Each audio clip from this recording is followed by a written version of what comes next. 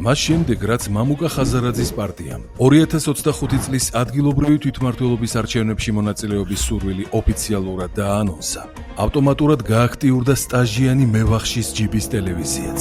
ამჟამად TV პირველის ეთერში იწვევენ მხოლოდ იმ პირებს, რომლებიც ხაზარაძის პარტიის გადაწყვეტილებას უპირობოდ ამართლებენ. თავარი ხაზი გადაცემაში გვექნება იმაზე, არჩევნებზე უნდა გავიდეს თუ არ უნდა გავიდეს ოპოზიცია. არ არის მზად ერთი სცენარისთვის, როდესაც ყველანი გავდივართ და ვუტებთ. ამიტომ ჩვენ ვამბობთ, ხომ არ დავფიქრდეთ ამაზე.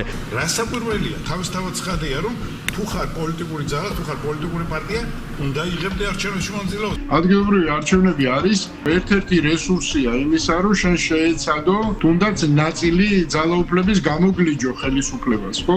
ჩვენ საუბრობთ საკითხის ირგვლივ. გავხსნა დისკუსია და საკითხის ირგვლივ ვისაუბროთ. ჩვენ თუ არ შევალთ ამ არჩევნებში კოორდინირებულად, ეს იქნება კატასტროფული შეცდომა. როდესაც პოლიტიკური პარტიები არჩევნებში არ მონაწილეობენ, ანუ ეს რაღაცა ამაში შეიძლება მარტო გაუგოს ვიღაცა პოსტსაბჭოელმა პოლიტიკოსმა. პროტესტი და თვითმმართველობის არჩევნები ერთმანეთს ხელს არ უშლის, პირიქით შეიძლება ერთმანეთს ავსებდეს. ადგილობრივი არჩევნების შედეგად მიღებული სურათი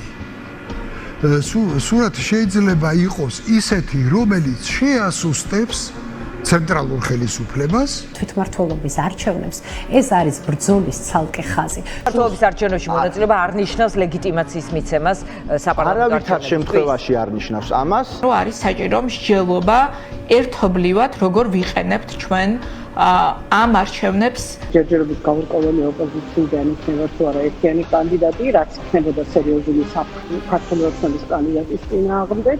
ეს ერთიანობა შეიძლება იყოს არჩევნებში გასვლაში. მე კი არ მეხალისება არჩევნების ხარდასაჭერად საუბარი და ასე შემდეგ.